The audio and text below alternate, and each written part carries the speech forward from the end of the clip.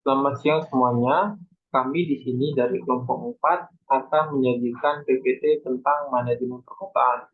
Nah, anggota-anggota kelompok kami adalah yang pertama Erlida Purba dengan NIM H1A1200017, lalu ada saya sendiri Elgiven dengan NIM H1A1200036, lalu ada Dian Aftana Oliver Dede dengan NIM H1A1200099, lalu ada Angel Siwa Marika Manulang dengan NIM H1A1200121. Nah, kami akan langsung masuk ke dalam materi, di mana manajemen perkotaan atau urban management merupakan pendekatan yang kontemporer untuk menganalisis permasalahan perkotaan saat ini. Nah, Lea dan Courtney membedakan dua pendekatan manajemen perkotaan, di mana yang pertama merupakan problem-oriented teknokratis, yang dimana lebih memfokuskan pada peningkatan kinerja lembaga-lembaga yang ada dalam masa perkotaan. Lalu ada pendekatan ekonomi politik struktural, di mana lebih memfokuskan pada akar permasalahan perkotaan dalam konteks struktur ekonomi politik nasional dan internasional. Lalu di sini terdapat bagian-bagian dari manajemen perkotaan dan terdapat sektornya. Nah, kita bisa melihat di sini bahwa seluruh dari sektor ini sangat tergabung di dalam manajemen perkotaan. Lalu terdapat pengelolaan perkotaan dibagi menjadi dua bagian, di mana yang pertama merupakan bidang fisik yang akan melihat pada infrastruktur kota, termasuk upaya konservasi sumber daya alam yang berpengaruh pada pembangunan kota. Lalu ada bidang fisik, di mana semua yang berkaitan dengan pengembangan kualitas sumber daya manusia dan kelembagaan kemasyarakatan, kelembagaan perekonomian kota, dan sistem pengawasan serta pengendalian pembangunan kota. Nah, langsung akan dimasuk fungsi-fungsi manajemen perkotaan yang akan dibacakan oleh Dian. Pada Dian kami persilahkan. Baik, selanjutnya ada fungsi-fungsi manajemen perkotaan. Yang pertama ada pemasaran, kedua ada manajemen operasional, ketiga ada manajemen informasi, keempat ada manajemen keuangan, dan terakhir ada manajemen sumber daya manusia.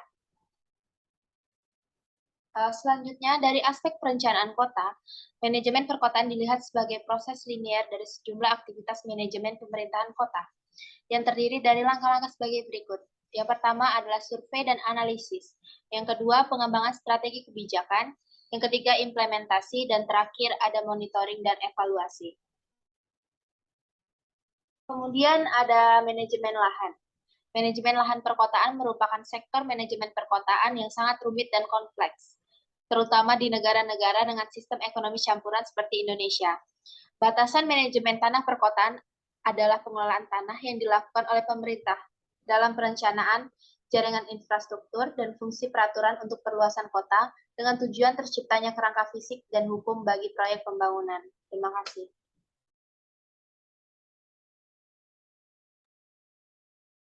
Baiklah, selanjutnya adalah konsep peraturan filter yang akan dibacakan oleh Angel. Kepada Angel kami persilahkan. Selanjutnya yaitu konsep peraturan filter. Untuk filter yang pertama yaitu data yang dibutuhkan, yuridiksi administratif. Untuk filter yang kedua lokasi yaitu yuridiksi ruang, dan filter yang ketiga permohonan izin yaitu yuridiksi temporer. Selanjutnya yaitu ciri tanah di daerah perkotaan. Yang pertama, lokasi dan transportasi merupakan unsur yang sangat memengaruhi sebidang tanah. Yang kedua, fungsi tanah perkotaan yang bersifat saling tergantung antara satu dengan yang lainnya. Yang ketiga, tanah perkotaan membutuhkan jaringan infrastruktur yang dibangun dengan dana yang sangat besar.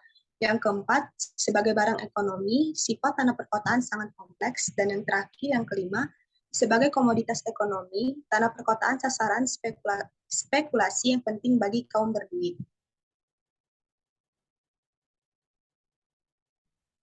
Lalu yaitu intervensi pemerintah dalam konversi lahan. Yang pertama, semua pembangunan atau konservasi individu atau swasta. Dan yang terakhir yaitu semua pembangunan atau konservasi oleh pemerintah. Baiklah, selanjutnya akan ada tahapan penyusunan rencana tata ruang wilayah yang akan dibacakan oleh Erlida. Kepada Erlida kami persilahkan.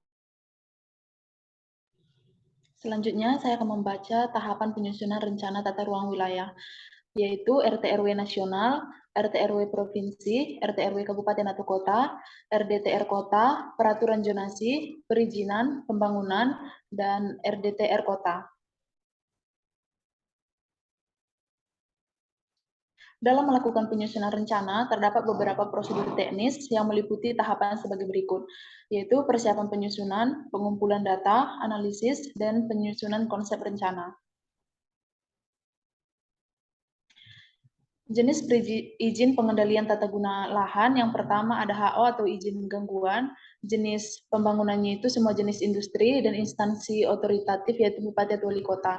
Yang kedua ada izin prinsip, jenis pembangunannya itu skala besar, instansi otoritatifnya itu Bapeda, Dinas PU, dan yang ketiga ada lokasi izin, jenis pembangunannya pembangunan skala besar, instansi otoritatif Dinas Tata Kota BPN. Yang keempat, lokasi perencanaan, jenis pembangunan yaitu pembangunan perumahan, instansi otoritatif yaitu Dinas PU, BKPMD, dan yang terakhir ada izin usaha IMBB, jenis pembangunannya semua industri, instansi otoritatif yaitu di Parindang di Takop.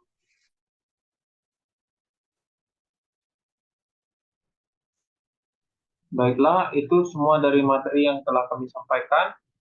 Saya harap materi yang kami sampaikan ini dapat bermanfaat bagi kalian semua. Terima kasih dan selamat siang.